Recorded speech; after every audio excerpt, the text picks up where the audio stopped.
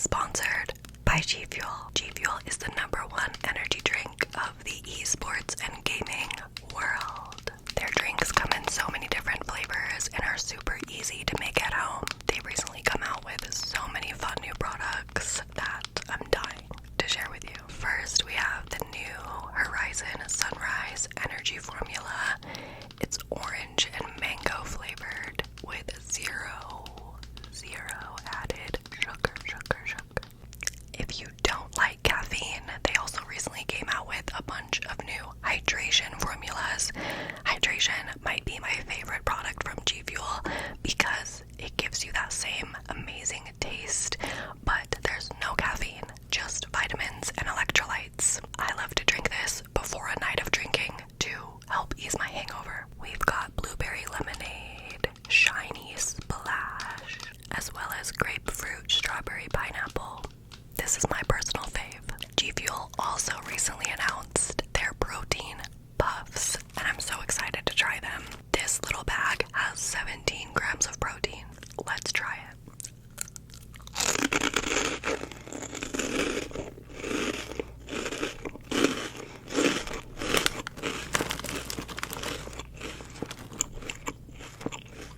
That's good.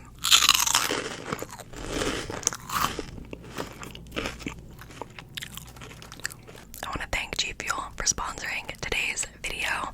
Make sure to check them out in the description box, and don't forget to use code Haley to get 20% off your entire order. Now, without further ado, let's get started with today's book haul. I've got a lot of books to show you. This is basically every book that I have acquired in the past month, I want to say.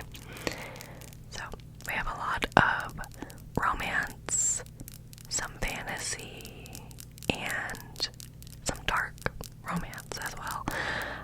I really think that this upcoming fall is going to be my dark romance era. So, yeah, let's hop in. I'm going to start off with a series because I went and I purchased every single book that was out, and I'm loving it. If you've seen my wrap-ups, this is no shock. It is the Chestnut Spring series by Elsie Silver. There's going to be 5 books. At the time, there's only 4. So, we have Flawless, Heartless, Powerless, and Reckless. These are standalone romances, so you can technically pick up any of them and read it, but you do get glimpses and like little side stories about other characters, so it's definitely recommended to read them in order. The third book is the one that I'm supposed to start next. This one is Powerless.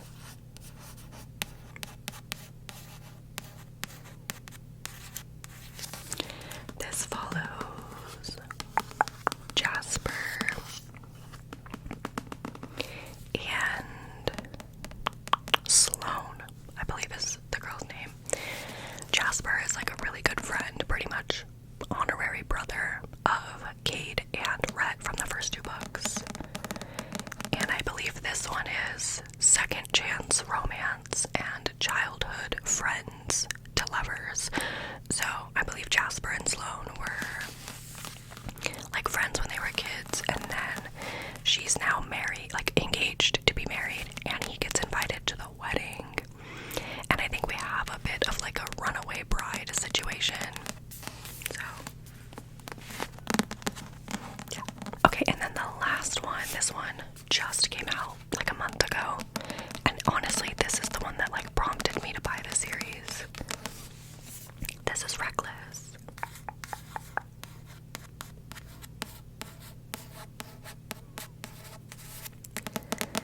And this one follows Winter and Theo, sorry, I don't know why I said Thea. Winter and Theo. Winter is Summer's sister from the first book.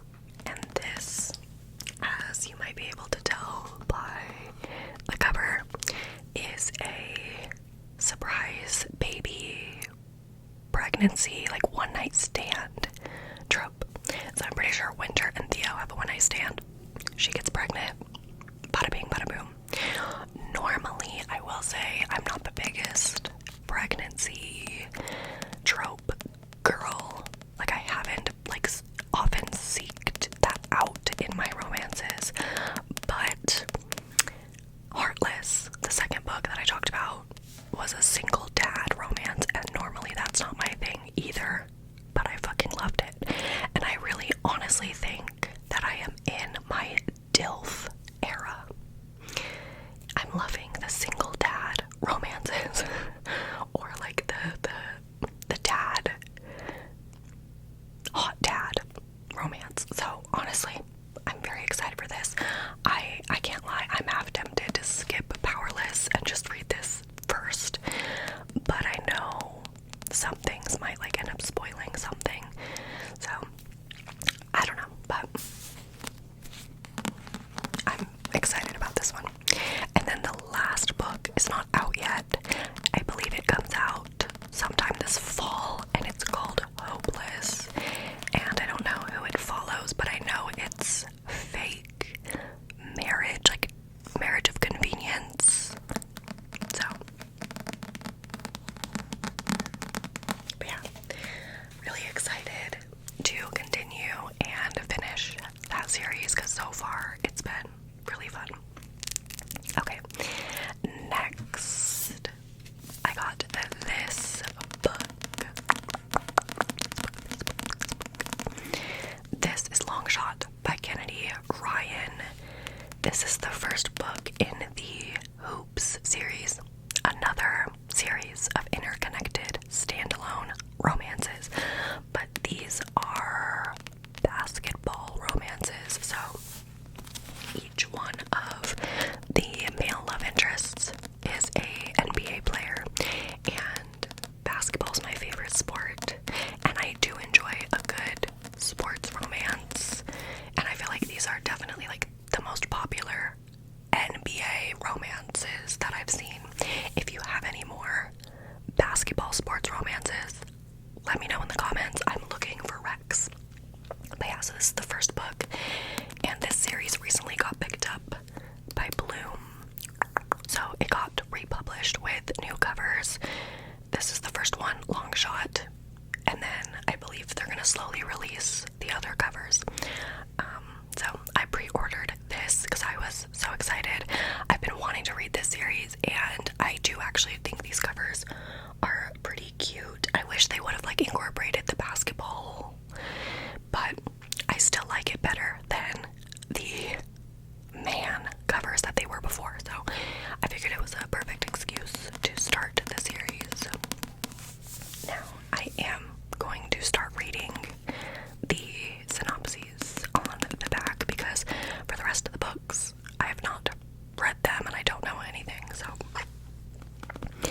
Iris Dupree meets August West in a sports bar during her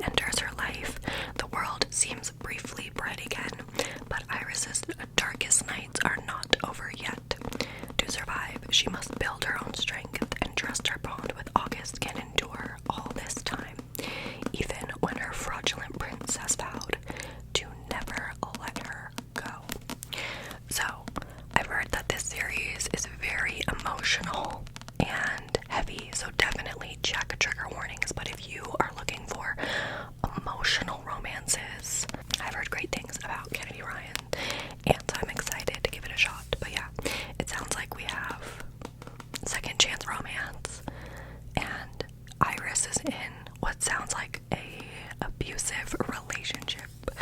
So I know that this is probably gonna get me in my feelings, but I'm excited.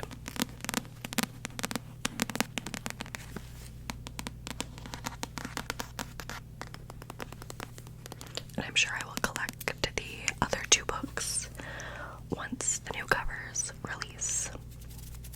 Okay, next we have a special edition that I ordered on Amazon.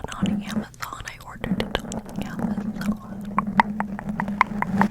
This is one that was like on my Amazon wish list TBR thing for the longest time, and I've had my eye on it.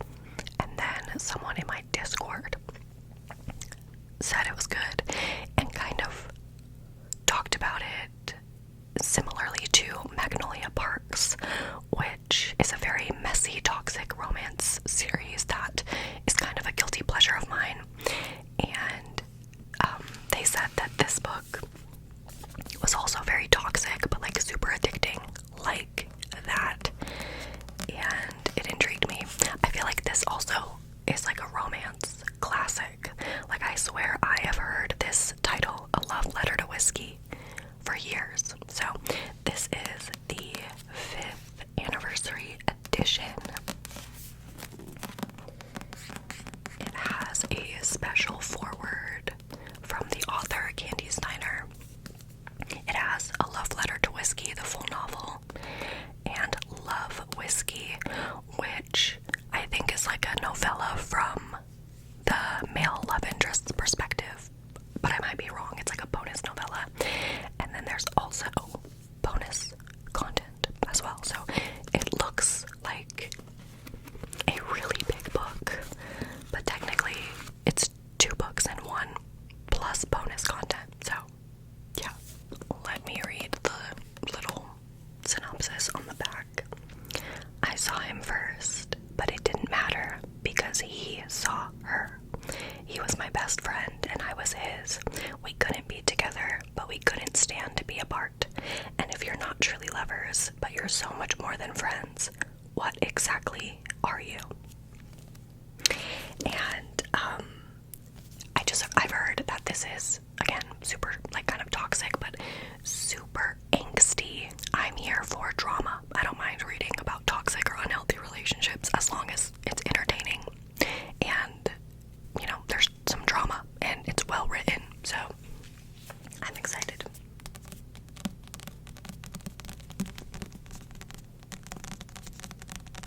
Yeah, I've just heard of this book. I believe it was originally published in 2016. And I've heard of Candy Steiner for years and years and years, even before I really started reading romance. So I'm excited to give one of her books a shot. Next, we have one of my repeat authors. I picked up After I Do by Taylor Jenkins Reid. I'm just like slowly making my way through her backlist, and this was on sale at Target, and I read the synopsis, which I will read to you, and I was like, that sounds really interesting. So when Lauren and Ryan's marriage reaches the breaking point, they come up with an unconventional plan. They decide to take a year off in the hope of finding a way to fall in love again. 1 year apart, and only one rule: they cannot contact each other. Aside from that, anything goes. Lauren embarks on a journey of self-discovery, quickly finding that her friends and family have their own ideas about the meaning of marriage. These influences, as well as her own healing processes and the challenges of living apart from Ryan, begin to change Lauren's ideas about monogamy and marriage. She starts to question, when you can have romance without fidelity and commitment without marriage, when love and lust are no longer tied together, what do you value? What are you willing to fight for? This is a love story about what happens when the love fades. It's about staying in love, seizing love, forsaking love, and committing to love with everything you've got. And above all, After I Do is the story of a couple caught up in an old game and searching for a new road to happily ever after. Sorry, I find myself having a lot of reflection and curiosity about marriage and what marriage means to me, because I grew up in a Mormon family at the time, and so there's a very specific way that marriage looks for a religious Mormon woman. Most of them marry quite young. You marry out of high school, and you usually save yourself until marriage, and like you don't move in with your partner until you're married, and you wear a white dress, and you know, there are so many different expectations with marriage. But now that I'm an adult and I'm no longer religious and I'm in a relationship and we live together, and like I don't know what marriage really is for me, and so I thought that this book would be interesting. Taylor Jenkins Reid always has such interesting premises, especially for her like romance fictions, like her older books that are less historical, because I'm not a historical girly, so like I don't really have much interest in like Carrie Soto and stuff, but her books like this always have the most interesting premises. So yeah, very excited to pick that one up. I picked up this romance. I haven't heard anyone talking about this. I kind of just like picked it up on a whim. It was on like a buy one get one 50% off table at Barnes & Noble, and I read the back and was like, okay, that sounds good.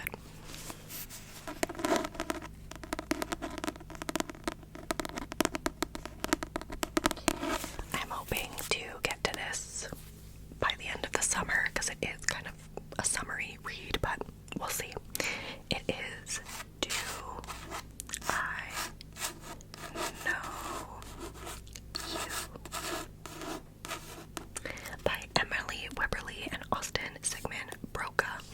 So these two authors are actually, if I'm not mistaken, a married couple, and they have co-written so many different romance books together, which is so fucking cute, like goals. They also wrote The Roughest Draft and another one that I don't remember, but this is their most recent release. Eliza and Graham are anticipating an anything but sexy week-long getaway to celebrate their 5-year anniversary. Nestled on the northern California coastline, the resort prides itself on being a destination for those in love and those looking to find it. For Eliza and Graham, they might as well be on vacation with a roommate. When a well-meaning guest mistakes Eliza and Graham as being single and introduces them to each other at a hotel bar, they don't correct him. Suddenly, they're pretending to be perfect strangers, and it's unexpectedly fun.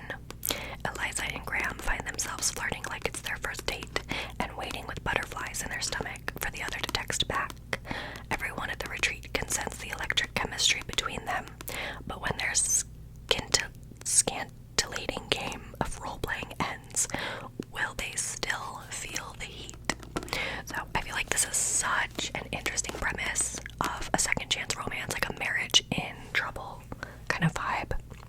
And I love the vacation resort setting.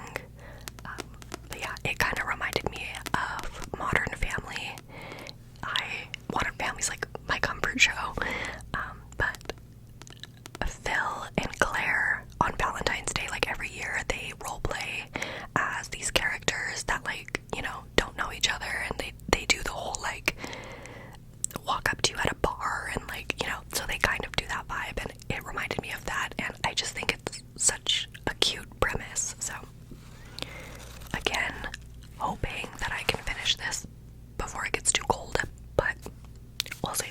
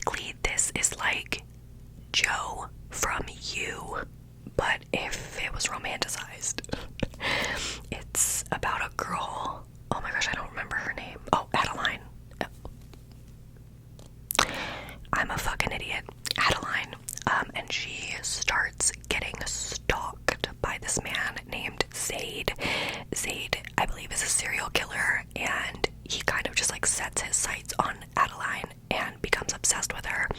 I don't think like in the way that he wants to kill her, but like in the way that he's in love with her. So he starts like stalking her, but turns out that she's kind of into it, and she finds out that he's stalking her, and she's kind of here for it. So yeah, it's very controversial, very dark. It has quite mixed reviews. I feel like people either love this duet or they absolutely hate it, and I really want to dip my feet in more to the dark romance genre, and I feel like I could suspend my disbelief and have a good time. I don't know.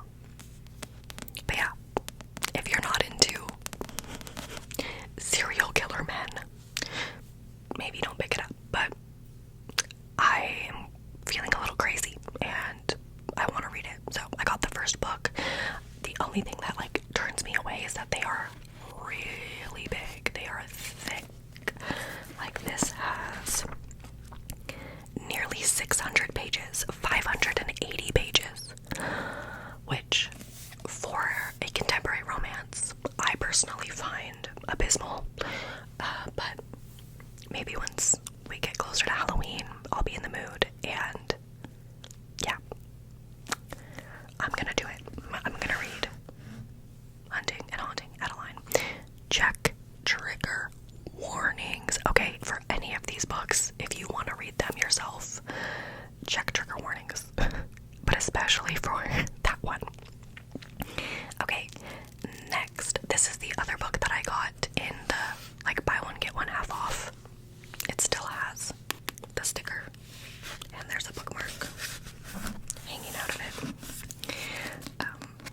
This is Ace of Spades, which I have had my eye on since it came out, but I believe it released only in hardcover, and I've been waiting for the paperback, and it finally released, and it was half off, so perfect, 10 out of 10.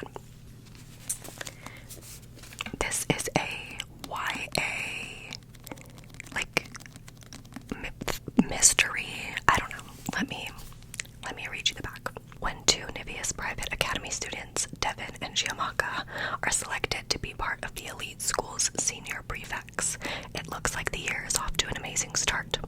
After all, not only does it look great on college applications, but it officially puts them in the running for valedictorian, too. Shortly after the announcement is made, though, someone who goes by Aces begins sending anonymous text messages to reveal secrets about the two of them that turn their lives upside down and threaten every aspect of their carefully planned futures. Okay, it's giving Pretty Little Liars, which I fucking love. As Aces shows no signs of stopping, what seems like a sick prank quickly turns into a dangerous game. With all the cards stacked against them, can Devin and Giamacca stop Aces before things become incredibly deadly? It just sounds so juicy, so interesting. And I have yet to read an academic rivals to lovers kind of vibe that I enjoyed, even though I feel like that trope sounds so amazing. Every single book I've had that claimed to have it, like, I feel like didn't really do it justice. So I'm hoping this one will do it for me. And it's won so many awards. So I have very, very high hopes.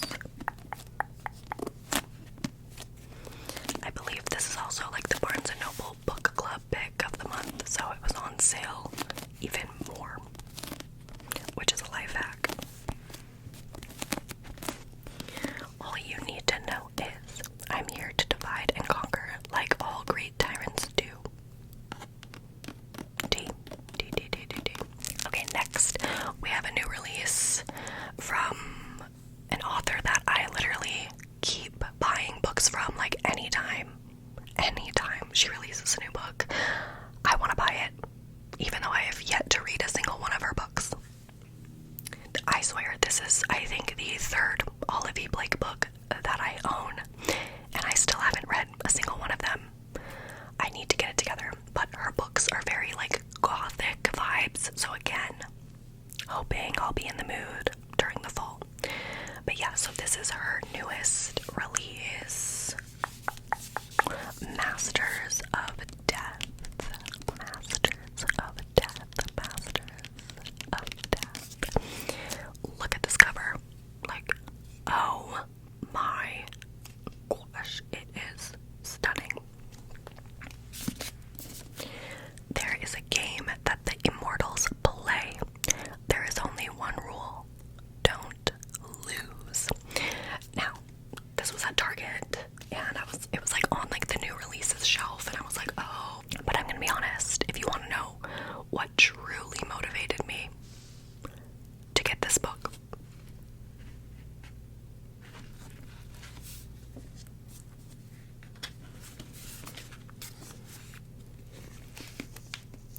it's these stunning end pages. The art in all of E. Blake's books is always unmatched. Like, look at them. Oh my god. Sorry, who are these hot ass dudes? I call dibs on the one with dark hair. Okay. Viola Merrick is a struggling real estate agent and a vampire. You know me. Love a vampire book. But her biggest problem currently is that the house she needs to sell is haunted. The ghost haunting the house has been murdered, and until he can solve the mystery of how he died, he refuses to move on. Fox Demora is a medium, and though he is most definitely a shameless fraud, he isn't entirely without his uses, seeing as he's actually the godson of death. When he's the godson of death, I'm like, oh, I want to give him a big old kiss. When Viola seeks out Fox to help her with the ghost-infested mansion, he becomes inextricably involved in a quest that neither he nor Vi expects or wants. But with the help of an unruly poltergeist, a demonic personal trainer, a sharp-voiced angel, a love-stricken reaper, and a few mindfulness-practicing creatures, Vi and Fox soon discover that the difference between a mysterious lost love and an annoying dead body isn't nearly as distinct as they thought. Honestly, reading that made me want to just turn the camera off and go read this right now. Because, wow, vampires, son of death, romance, murder mystery, like what more could you want? But I'm gonna read this, okay? Mark my words, I'm going to fucking read this. I just can't help it, her books are so gorgeous. Okay, next we have a special edition, which is really exciting. This is another book that I have been waiting to come out in paperback, and it did. It is Bella Donna by Adeline Grace. Bella Donna. This is the Barnes & Noble exclusive, and it has these really pretty pink sprayed edges.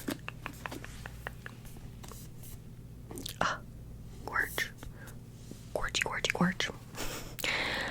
This is a YA fantasy romance, and the premise sounds so good. Again, just trying to get back in my fantasy bag, and then maybe I'll read it. Orphaned as a baby, 19-year-old Signa has been raised by a string of guardians, each more interested in her wealth than her well-being, and each has met an untimely end. Her remaining relatives are the elusive Hawthorns, an eccentric family living at Thorngrove, an estate both glittering and gloomy. Okay, me. Its patriarch mourns his late wife through wild parties, while his son grapples for control of the family's waning reputation, and his daughter suffers from a mysterious illness. But when their mother's restless spirit appears, claiming she was poisoned, Signa realizes that the family she depends on could be in grave danger, and enlists the help of a surly stable boy to hunt down the killer. However, Signa's best chance of uncovering the murderer is an alliance with Death himself. The love interest in this book is Death personified. And if that's not the hottest thing you've ever heard, I don't know what is. A fascinating, dangerous shadow who has never been far from her side. Though he's made her life a living hell, death shows Signa that their growing connection may be more powerful and more irresistible than she ever dared to imagine. Oh my god, I'm blushing. I'm literally blushing. Belladonna brings to life a highly romantic, gothic-infused world of wealth, desire, and betrayal. That sounds fucking fabulous. Sounds amazing. I'm gonna gobble this up. And the second book, Foxglove, I believe, recently came out. So excited. So we have a theme. As you can tell by the last two books, we have the godson of death and death himself as our love interests. Is this something I should visit in therapy? Maybe. But we're gonna move on. Then, the same Barnes & Noble trip where I got Belladonna, I found another exclusive edition that I had not seen before, and I had to pick it up. I couldn't resist. It is Daughter of the Pirate King by Trisha Levenseller.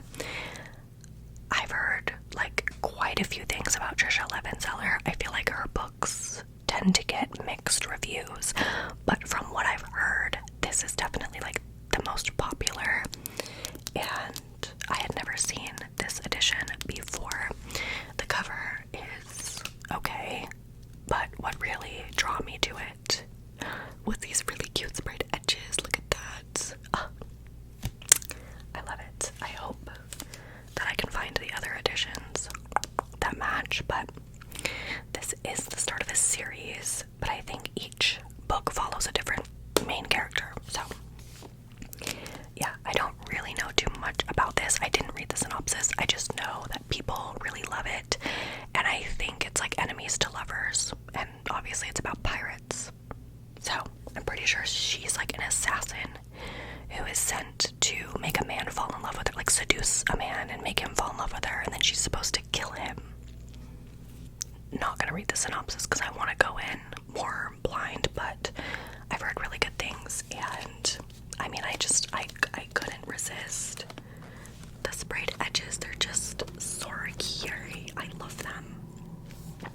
There will be plenty of time for me to beat him soundly once I've gotten what I came for.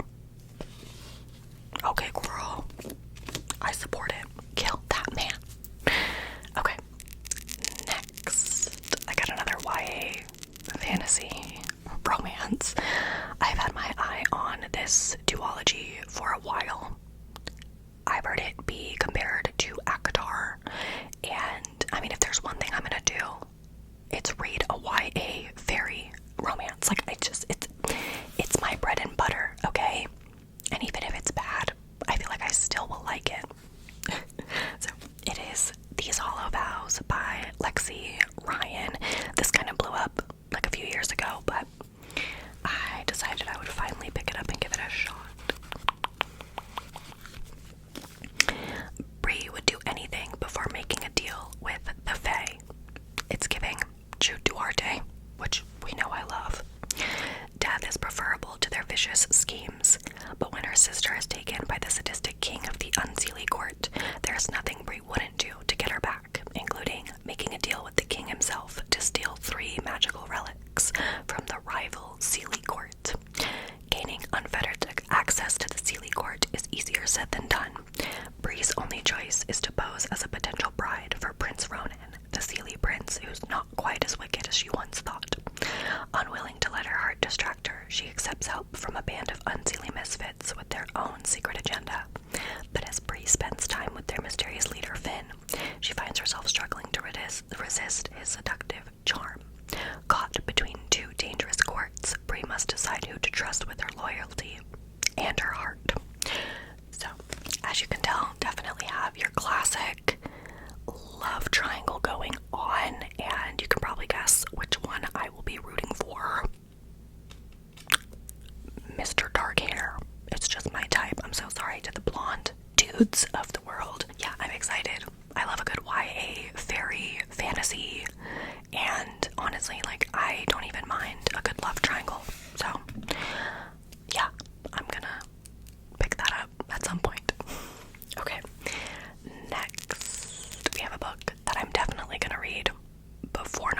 her because the movie is coming out and I'm so fucking excited. It is The Ballad of Songbirds and Snakes by Suzanne Collins. Mother Hunger Games. We stan. So this is the newest book that she's released. It's the prequel to the Hunger Games trilogy, and it follows President Snow and his the 10th Hunger Games, where he was a coach.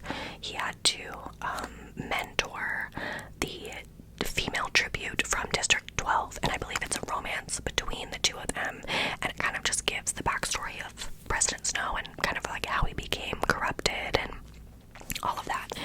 So again, this came out a few months ago, but I was waiting for the paperback and it finally released, so I'm gonna read this so I can go see the movie. I absolutely love the Hunger Games series. I reread it last fall and it aged like fucking fine wine. It's just so good. If you are existing in the year 2023 and you still have not read the Hunger Games series, do it. Go read it. They're on Kindle Unlimited. Read the first 3 books and then read this one and you'll be good to go for the movie that's coming out. But I'm so excited. So excited. Okay. And the last book that I have to show you in today's haul is another dark romance. I don't know if this would be classified as dark or just taboo, but yeah, initially I didn't know if I was gonna ever read this book because of the tropes in it, but Penelope Douglas, most of their books are going to be getting new covers like in the next year or two, and my local Barnes had a few copies of this book in its original cover, the self-published edition, and I was like, you know what, I'm going to pick it up and I'm going to read it, and worst case scenario, if I don't like it, I can sell it because this cover might not be available soon, and I actually do like this cover. So anyway, I bought it. It's Credence by Penelope Douglas. If you are unfamiliar with this, this is a taboo romance about a girl named Tiernan who, I believe, like, her family dies in a tragic accident, and her guardian ends up being her, like, step uncle. So they're not blood related or anything. And he lives in the woods in, like, the middle of fucking Alaska, as you can tell by the cover, with his 3 sons who are her step cousins. And so when her parents die, she decides she's gonna move in with him. She has no direction for her life, and I think she's just kind of struggling a lot. But I think she ends up romantically involved with all 4 men. Oh, I think it's the dad and 2 sons. So yeah, it is kind of taboo and it is controversial, but people like either love or hate this book, and curiosity got the best of me and I want to read it. So yeah, again, kind of a good fall vibe in the Alaskan forests, kind of dark, gloomy, shacking it up with your 3 hot step cousins. And yeah, I believe at the end of the book she does like choose one, so it's not like a why choose romance, like she doesn't date all of them. I think she ends up falling for just one of them, but I'm pretty sure that she does get involved with all of them at one point. So yeah, again, if you're into the taboo romance, definitely check out Penelope Douglas. I feel like Penelope Douglas is one of the only authors that I found that I can do the taboo. You know, I feel like they write taboo quite well. So, and Penelope Douglas is literally the legend of smut. Like, Penelope Douglas' smut is so good. So, I don't know. we'll see how I feel about it, if I'm a lover, if I'm a hater. But that's Credence.